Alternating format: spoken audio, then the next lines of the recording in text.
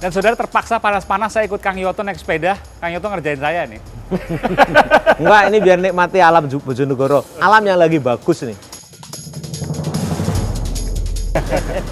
Kayak Budi, ke pasar lah? Siapa Pak? Orang rakyat saya. Nggak kenal itu? Nggak kenal pun juga begitu. Nah ini kita udah sampai di pasar nih. Oh, oke.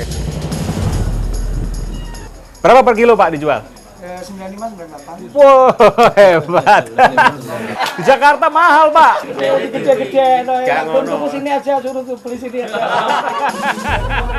Saya tanya dulu sekarang, SMS pernah nggak ada isi hujatan kepada bupatinya?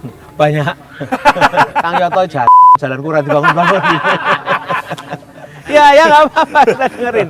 Oh, jadi bahasa-bahasa itu sering di situ? Oh, aduh.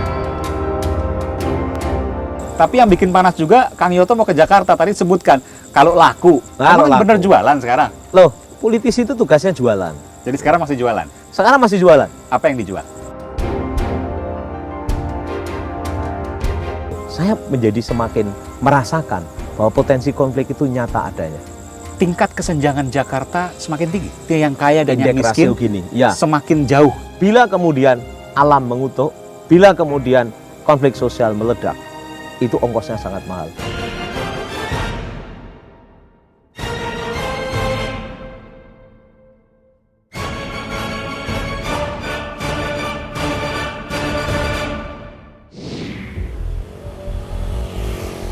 Dulunya rektor, sekarang bupati. Dulunya daerah banjir, sekarang punya banyak prestasi. Bupati yang satu ini telah mengubah daerah yang ratusan tahun punya predikat miskin menjadi daerah yang sepanggung menerima penghargaan dengan kota Paris, Perancis. Tak banyak yang tahu kiprahnya, meski lebih dari 100 penghargaan telah diperolehnya. Kebetulan, ia juga bukan golongan pejabat narsisme. Ia tak beriklan di mana-mana. Siapa dia? Saudara, saya datangi daerahnya untuk saya ketahui kiprahnya. Inilah, dari Bojonegoro untuk bangsa. Permisi, Mas.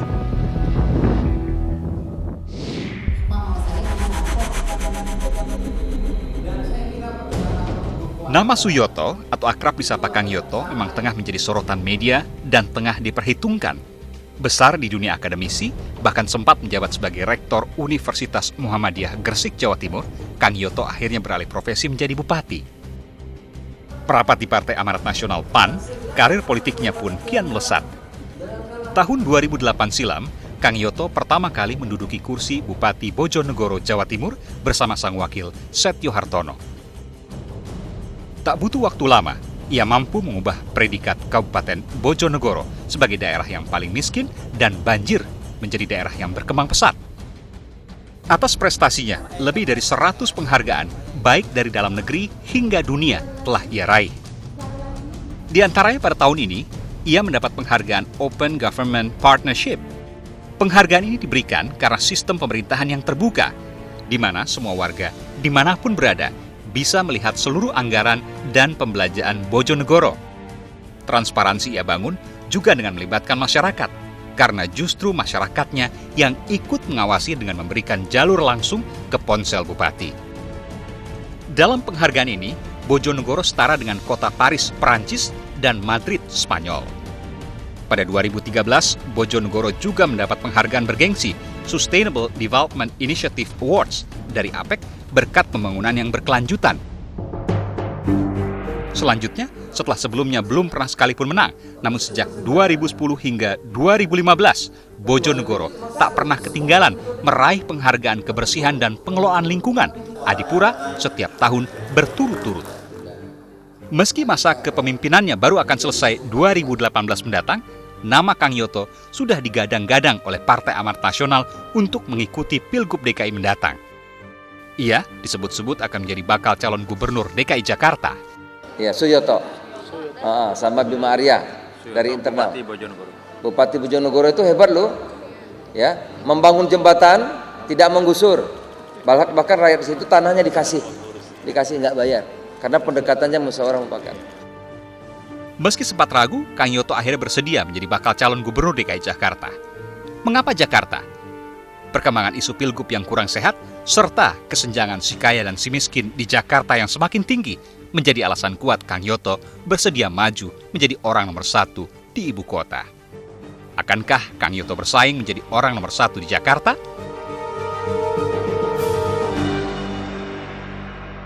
Ada pirawit, telur di piyak turun loh. Ipan loh, yang piyak iso turun nih harga. Ini berarti per pasar per item. Loh iya no, kita kan punya sistem. Kamu orang masuk sistem ini?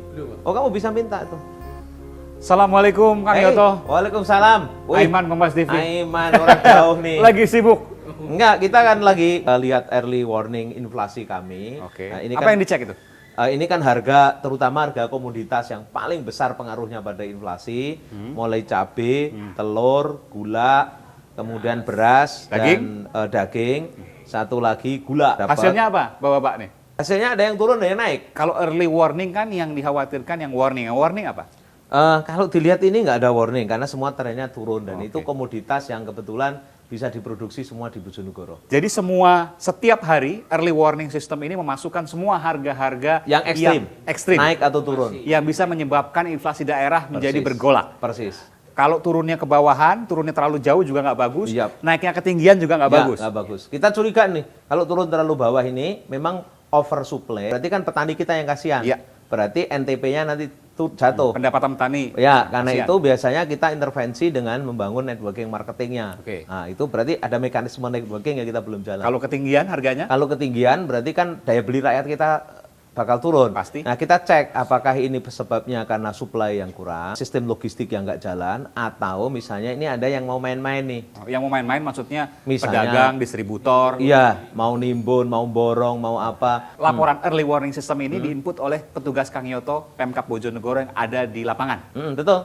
Jadi kita punya mulai dari tingkat kecamatan sampai apa itu ada yang mereka memang orang-orang yang terpercaya untuk menginput data. Jadi nggak sembarang orang.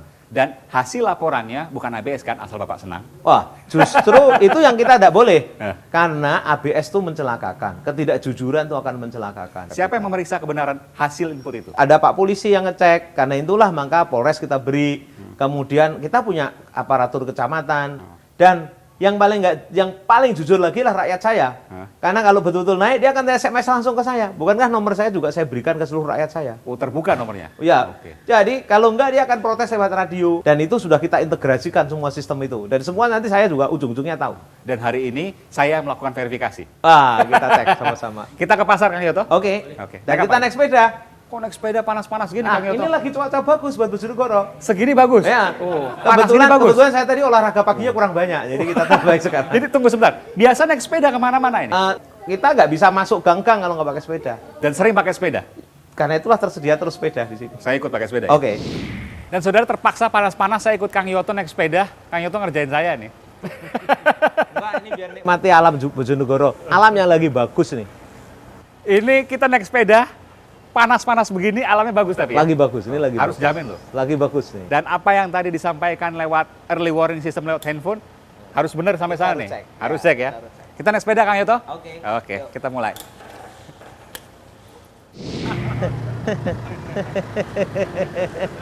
Budi, ke pasar lah? Siapa Pak? Oh, rakyat saya. Nggak Aku enggak kenal pun juga begitu. Nah, ini kita udah sampai di pasar nih. Oke. Nah, ini bawang Pak. Ini bawang nih. Coba kita cek. Ya.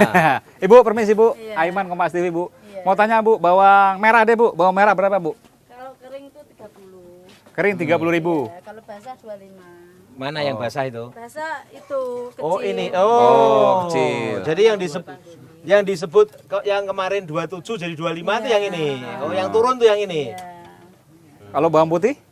Bawang putih 30. 30. Oke. Berapa Pak Basuki? Bawang merah berapa di situ Pak? 30 dari 32. 30 dari 32. Ini bawang ini untuk 27 jadi 25. Oh, bener ya. Lagi lomba iki. Piro lagi? Murah ini. Berapa ini? 12. 12. Sing iki Sing ini 8.000. 8.000 ini. Ini 10.000. Iki munggah atau mudun? Naik anu turun. Turun. loh. Turun juga? Oh, cabai turun Bu ya? Tapi juga. Oh, oke. Gula. Bulannya 16 bulannya. 16. Asale Asale 3 bulan yang lalu berapa? 12. 3 bulan yang lalu ya. 3 bulan yang lalu 12. Jadi Naik gulanya 4.000. termasuk yang naik. Kalau merah sama. Kita ke daging Kang Yoto. Oke. Nah, Bu, terima kasih ya Bu. Monggo.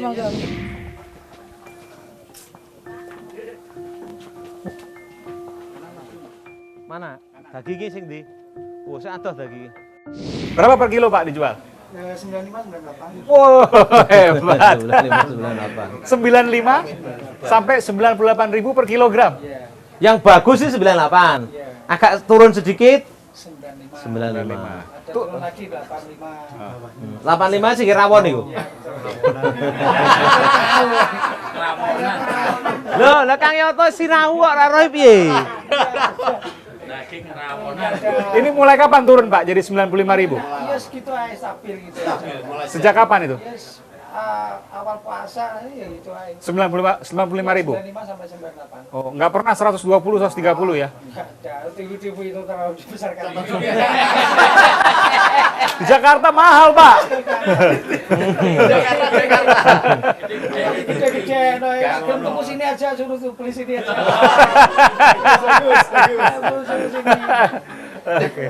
Nggih, Pak Bawono, matur Makasih Pak Bawono ya. Oke, makasih Pak. Mari.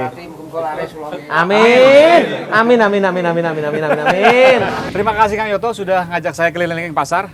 Udah ngecek ya? Udah ngecek benar ya, bawang 30.000, daging sapi 95 sampai 98.000 ya. Di bawah Jakarta jauh 120 130. Di sini bisa rendah. Kenapa sih? Ya pertama orang tidak bisa jual mahal. Karena kalau mahal orang langsung mempertanyakan, kenapa mahal? Yang kedua, karena sapinya sendiri ada di Bojonegoro. Oh, Ya, kita ini Cukup. di Bojonegoro ada 190.000 sapi. Jadi dan kalau cukup dipotong untuk kebutuhan konsumsi kalau warga di- Bojonegoro. cukup. Ya, cukup. Karena cukup itulah bahkan kita menjual keluar. Itu diatur oleh bupati. Yang kita atur itu adalah misalnya betinanya nggak boleh dipotong. Lalu kemudian jangan dibawa keluar Bojonegoro dulu sebelum Bojonegoro. Saya kira fair itu ngatur seperti itu. Dengan begitu pedagangnya mendapatkan suplai yang cukup, masyarakat dapat suplai yang cukup. Karena itu intinya kemudian rakyat itu daya belinya tidak terengah-engah harus mengejar harga itu. Dicari jalan tengah, mereka juga tidak terhambat keuntungannya, tapi harga di Bojonegoro reasonable, masuk akal. Reasonable, masuk akal. Sama-sama untung kan? Rakyat untung, pedagang untung, peternak untung. Saya tanya dulu sekarang, SMS pernah nggak ada isi hujatan kepada bupatinya? Banyak. Kang Yoto jalan kurang dibangun-bangun. Ya nggak apa-apa, kita dengerin. Oh, jadi bahasa-bahasa itu sering di situ? Oh, aduh.